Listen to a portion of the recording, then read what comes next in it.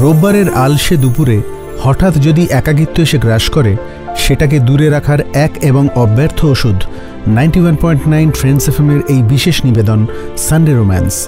আজকের গল্প সপ্তনীলের লেখা কোন গোপনে। মুখ্য চরিত্রে দীনেশ, বিপিন এবং ঐন্দ্রিলা। শুরু হচ্ছে কোন গোপনে। দীনেশের জন্য ম্যাথস টিউশনে আসার একমাত্র কারণ হয়তো ঐন্দ্রিলাই ছিল। প্রথম দিন চোখে চোখ পড়তেই যা থতমতো খেয়েছিল তা মনে করলেই ভিতরটা কেমন করে ওঠে দীনেশের। তবে স্বপ্নকে বাস্তব করার সাহস আর কজনের থাকে বলুন? দীনেশ তো আবার অবাঙালি, ঠিক করে বাংলাটাও জানে না। জানলে হয়তো একবার ট্রাই করে দেখত, হয়তো তাকে পছন্দ হতো তখন, হয়তো। আজ এতদিনে তার পাশে বসতে পেরে মনটা কেমন উড়ি উড়ি করছে দীনেশের। কিন্তু এত কিছু ভেবে কি লাভ? কুছ বলা আপনি? এই রে, শেষের কথাগুলো কি মুখ ফুটে বলে ফেললো নাকি দীনেশ? না না, ইউহি মানে ভুল করে। ঐন্দ্রিলাকে দেখলে বড্ড হারিয়ে যায় দীনেশ। না, পড়ায় মন দেওয়া বেটার। অ্যাকাউন্টেন্সিটা উতরে গেলেও যেতে পারে, কিন্তু অঙ্কটা ঝোলাবেই, এটা খুব ভালো করে জানে দীনেশ। ঠিক বলেছিস, এত কিছু ভেবে কিছুই লাভ নেই। ইউ নো হোয়াট, তুই ভেঙে ভেঙে বাংলা বললে ভারী কিউট লাগে। ব্যাস, সব শেষ। কনসেন্ট্রেশনটা কেমন গ্যাস বেলুনের মতো হাওয়াতে উড়ে গেল। এত ভিড়ের মাঝে যেন একগুচ্ছ তীর এসে বিঁধল দীনেশের বুকে। সর্বনাশ! কি হলো? ওরকম হাঁ করে তাকাচ্ছিস কেন দীনেশ? ফুল টস বলে এভাবে কেউ বোল্ড আউট হয়? না না, কিছু না, সরি। আচ্ছা, জেসে তুম কহো, তবে বাংলাটা ছাড়বেন না। ঐন্দ্রিলা মনে মনে ভাবল, পা পিছলেছে ছেলের। জানতাম চোখে হালকা কাজল দিলে অনেকেরই পিছলাবে, কিন্তু বিপিনদা, তার পা কি পিছলাবে? এদিকে সে যে নিজে কতবার পড়েছে তার খেয়াল নেই ঐন্দ্রিলার। অঙ্কের মতো জটিল বিপিনদার চোখ দুটো। বিপিনদার অঙ্কের টিউশনে ভর্তিটা ঐন্দ্রিলা বন্ধুদের দেখা দেখেই হয়েছিল। ওই গসিপ সেশনের কথা মাথায় রেখে আর কি। স্কুলে তো গুটি কয়েক কথার মাঝে টিচারের পেন ড্রপ সাইলেন্সের হুঙ্কার শুনতে হয়। তবে বিপিনদা নরম মনের মানুষ, ক্লাসে কথা বলতে তো দেয়, নিজে পার্টিসিপেটও করে। বাকি কারণ হলো বিপিনদার গোল ফ্রেম চশমা, উস্কো খুস্কো চুলদারি, ওই সত্যান্বেষী লুকে ব্যাচের সব কটা মেয়ে ঘায়াল। আর যখন সে পড়ায় তখন সবাই হাঁ করে তাকিয়ে থাকে। পিছনে বসে থাকলে কিছু মেলি কণ্ঠে ইস উফ ও শুনতে পাওয়া যেতে পারে। এই হেন মাস অ্যাপিল থাকা সত্ত্বেও বিপিনদা এত বছরের অভ্যেসে নিজের ক্যারেক্টার হোল্ড করতে সক্ষম। কিন্তু সবাই তো আর তা পারে না। আজ ফিরে দেখলে ঐন্দ্রিলা বুঝতে পারে সেও পারেনি, সেও অনেকের মতোই হেরে গেছিল। ঐন্দ্রিলা, আগের দিনে সামসগুলো করেছো? হ্যাঁ স্যার, মানে দাদা। শেষ, আবার পিছলে পড়েছ ঐন্দ্রিলা। ইস, চশমার আড়ালে নীল চোখ দুটোর দিকে জাস্ট তাকানো যাচ্ছে না। এটা স্বপ্ন নয় তো? আমিও আবার স্যার, কি দিনকাল পড়লো। আরে আগে বিয়েটা তো হতে দে তোরা। তুমি চাইলে আমি আজই রাজি। বলতে চাইলেও কথাটা মনের মধ্যেই কেমন শেষ নিঃশ্বাস ত্যাগ করলো ঐন্দ্রিলার। শুধু ফ্যাল ফ্যাল করে তাকিয়ে হাসতে থাকলো সে। শুধু দীনেশ মাথা নিচু করে বসে রইল।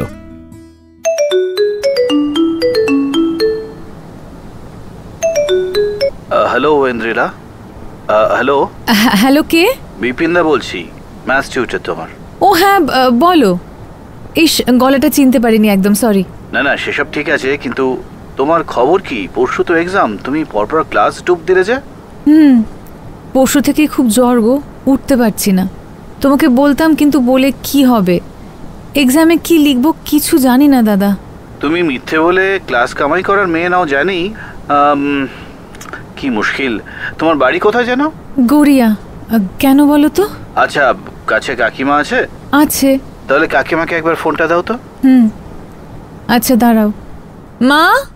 মাকে ফোনটা হাতে দিতেই ওই পাশ থেকে কি বলল বিপিনদা বোঝার কোনো উপায় ছিল না। তবে এইটুকু বুঝলো ঐন্দ্রিলা যে বিপিনদার সাথে মা একমত। কি মতলব বাঁটছে সে? বিকেলের দিকে হালকা ঘুমটা ভাঙতেই হঠাৎ বিপিনদার গলা শুনেই বিছানায় লাফিয়ে বসলো ঐন্দ্রিলা। এটা কি স্বপ্ন? কই, কোথায়? ওই তো দেখো না, ওই ঘরে। হঠাৎ বিপিনদার কথা শুনে গায়ের জ্বরটা যেন ঠান্ডা হয়ে গেল। এও কি সম্ভব? বিপিনদা নিজে এসেছে? কি ম্যাডাম, অবাক হলেন নাকি? কেমন চমকে দিলাম বলো? হ্যাঁ, হে কি চমক দিলে তুমি গো! জ্বর তো একবারে নিজেই বাড়ি পালালো। কেন, আমায় দেখে? না মানে না, দেখলাম বিকেল দিকটা ফ্রি বসেই আছি, আড্ডা দিতে বেরোতাম, তা না হয় অন্যদিন হবে, কিন্তু পরশু দিনের জন্য তোমার প্রিপারেশনটা বেশি ইম্পর্টেন্ট, তাই বাইকে করে চলে এলাম স্ট্রেইট ফ্রম গোল পার্ক। কত ভাগ্যের জোর আমার। আমি কিন্তু শুনতে পেলাম। কই শুনতে পেলে? শোনো, আজ প্রায় 4 বছর হলো টিউশন পড়াচ্ছি। একটা ইনটিউশনকে রেসপেক্ট করুন ma'am.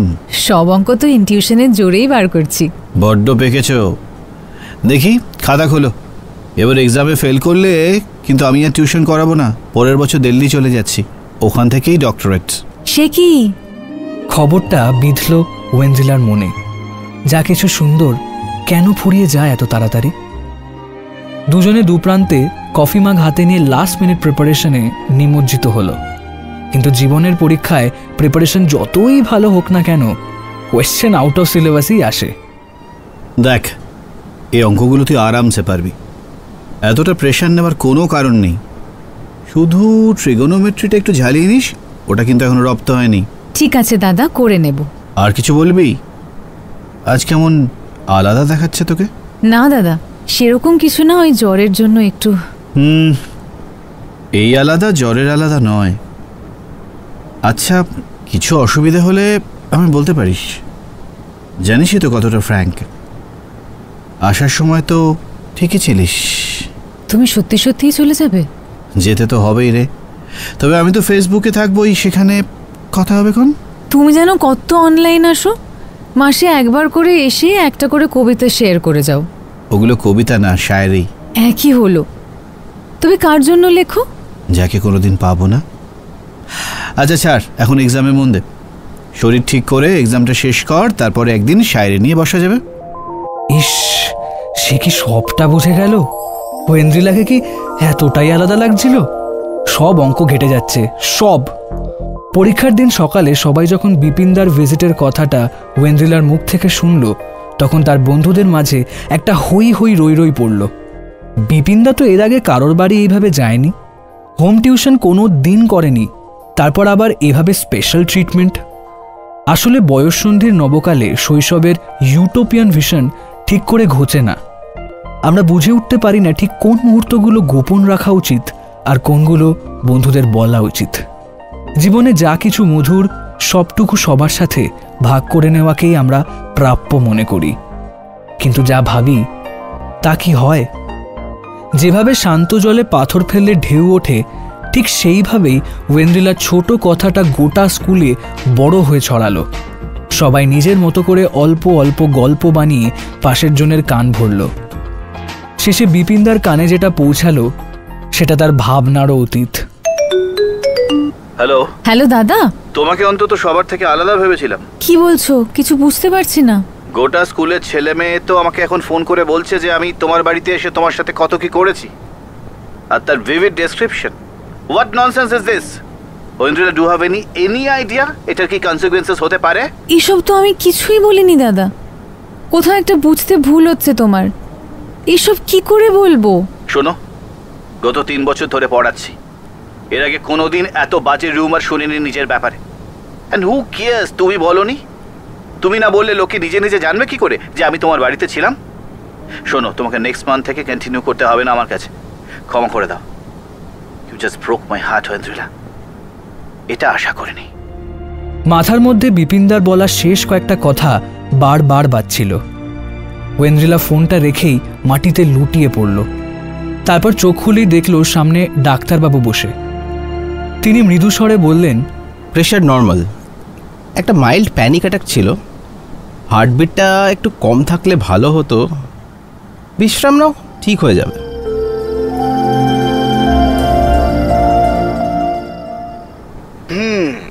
Now I get it. तुम क्यों नहीं आती? आई थॉट हम तुम्हें पसंद नहीं थे। How silly of you. সবাই ছেড়েছে। Everyone thinks so bad of me and my image now. রোজ নিজের ব্যাপারে একটা করে নতুন গল্প শুনি, আজকাল হাসি পায়। আর কাকু কাকিমা, what do they have to say about this? As if I care. Dinesh, তোমার সাথে ছাড়া আর কারোর সাথে কথা বলি না আজকাল। I trust no one. And why do you trust me so bad? You are too cute to backstab. আমার বাংলা শুনে একমাত্র তুমি আচ্ছা লাগে, বাকিরা হাসে। And I love it when you switch to তুমি instead of তুই। Oh, shut up. बस कर पगले, अब रुलाएगा क्या? Such good friends we are. ऐसे ही कॉल किया करो, अच्छा लगता है। তুমি যে আমার, ওগো তুমি যে আমার, কানে কানে শুধু একবার বলো তুমি যে আমার। What was that? Wow, কোথায় শিখছো বাংলা আর কার জন্যে? তোমার কাছে, তোমার জন্যে। No, no, don't do this to me. You are such a nice guy. আমি এখন একদম রেডি নই, please. I'll wait. I don't need an answer right now. মনে হলো তাই বললাম। Don't wait. I'm not worth it. কিছু অপেক্ষা নিজের জন্যও হয়, তাই না? জানি না। I don't trust myself yet. Sure, take time. ততদিনে আমিও আমার বেঙ্গলি প্রনাউন্সিয়েশনটা ঠিক করে নেব, কেমন? দিন পেরিয়েছে আর দূরত্ব কমেছে। জীবনের সিঁড়িতে উঠতে উঠতে আজ দীনেশ আর ওয়েন্দ্রিলা দুজনেই ক্লান্ত। আজ প্রায় 8 বছর পরে পৃথিবীটাও পাল্টেছে। ফেসবুক ছাড়াও এখন ইনস্টাগ্রাম, ইউটিউব, টুইটার, স্ন্যাপচ্যাট এইসব এসেছে। তবে কোথাও খুঁজে পায়নি ওয়েন্দ্রিলা তার ক্লাস 11-এর অঙ্কের টিউটারকে। একসময় হতাশ হয়ে ছেড়ে দিয়েছে। দীনেশ থাকায় ব্যাপারটা আরও পরতের নিচে হারিয়ে গেছে। কোথাও গিয়ে দীনেশের এত বছরের ভালোবাসার কাছে মাথা নত করতেই হয়েছে তাকে। এখন দীনেশ স্পষ্ট বাংলা বলে। ওই তো প্রিন্সিপে নিয়ে গিয়ে এত অপ্রত্যাশিতভাবে হাঁটু গেড়ে বসে বলল, তোমাকে ভালোবাসি ওয়েন্দ্রিলা। তোমার সব আবদারের দায়িত্বটা এবার আমার কাঁধে দেবে, বাকি জীবনটা কাটাবে আমার সাথে। मोहब्बत में नहीं है फर्क जीने और मरने का, उसी को देखकर जीते हैं जिस काफिर पे दम निकले। বাকি জীবন না, সব কটা জীবন। হেরে গেছি দীনেশ তোমার ভালোবাসার কাছে। তুমি না থাকলে এতটা পথ জানি না কি করে পেরোতাম। Thank you for being with me. ব্যাস হয়ে গেল রাধাকৃষ্ণের যুগল মিলন, আর আজ তাদের শুভ বিবাহ। দিদি, তোর পার্সেল। শালিনীদি নিচে রাখছিল, বলল ফাউন্ডেশন না কি একটা করবে, সময় লাগবে, এখন থেকেই শুরু করে দেবে বলল। আমি ছাদে যাচ্ছি, লাইটটা শর্ট হয়েছে নাকি দীপদা বলল। পার্সেলটা দেখি। আমার টাকাটা অনলাইন পে করছি, তুই দে এবার। আচ্ছা। পার্সেলটাকে প্রথমে হাত দিয়ে আর তারপর কাঁচি দিয়ে খোলার চেষ্টা করলো সে। অনেক চেষ্টার পরে ছোট্ট একটা বাক্স বেরিয়ে এলো, আর তার সাথে একটা চিঠি। পুরনো অভ্যেসে প্রথমে চিঠিটাই পড়তে বসলো ইন্দ্রিলা।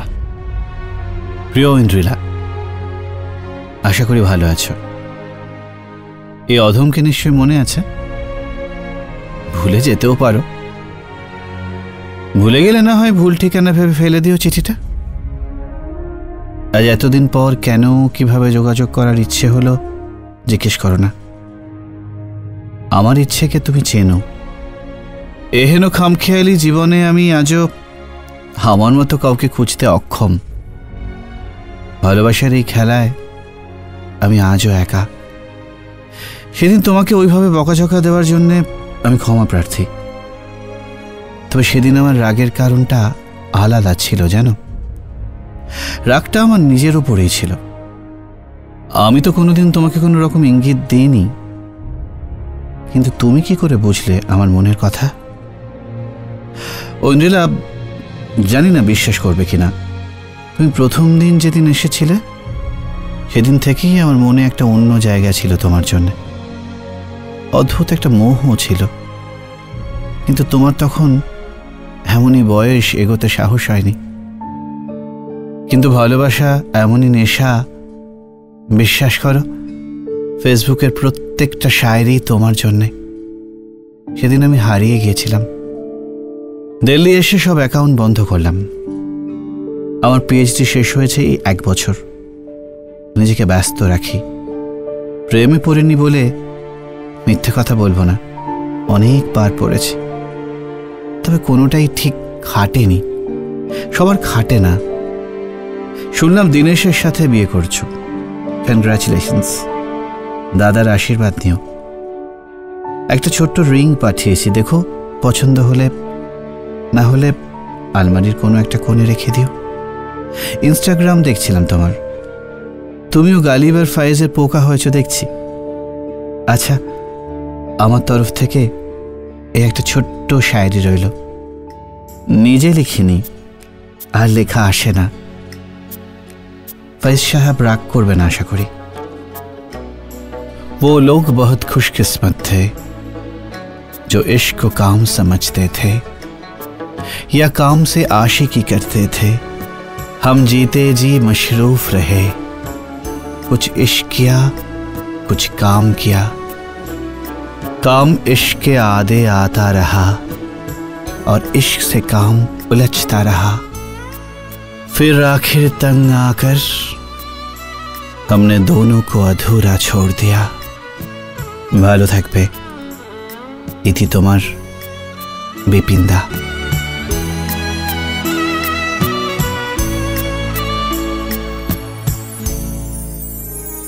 শুনছিলেন সপ্তনীলের লেখা কোন গোপনে। এটি সানডে রোম্যান্স অরিজিনালসের একটি নিবেদন। মুখ্য চরিত্রে অর্থাৎ দীনেশের ভূমিকায় অরিত্র, বিপিন রাজা, ঐন্দ্রিলা নীলাঞ্জনা, কথক সংগ্রাম, আনুষঙ্গিক কণ্ঠে সৌভিক, অভিষেক এবং দেবাদ্রিতা, সমগ্র পরিচালনায় অভিষেক, আবহ সঙ্গীত, ধ্বনি পরিকল্পনায় এবং সূত্রধর আমি শুভজিৎ। শেষ হলো এই রবিবারের সানডে রোম্যান্সে আমাদের বিশেষ নিবেদন কোন গোপনে। আগামী রবিবার ঠিক দুপুর 2টায় এরকমই একটা রোম্যান্টিক গল্প নিয়ে হাজির হবে সানডে রোম্যান্স, শুধুমাত্র 91.9 ফ্রেন্ডস এফএম এ।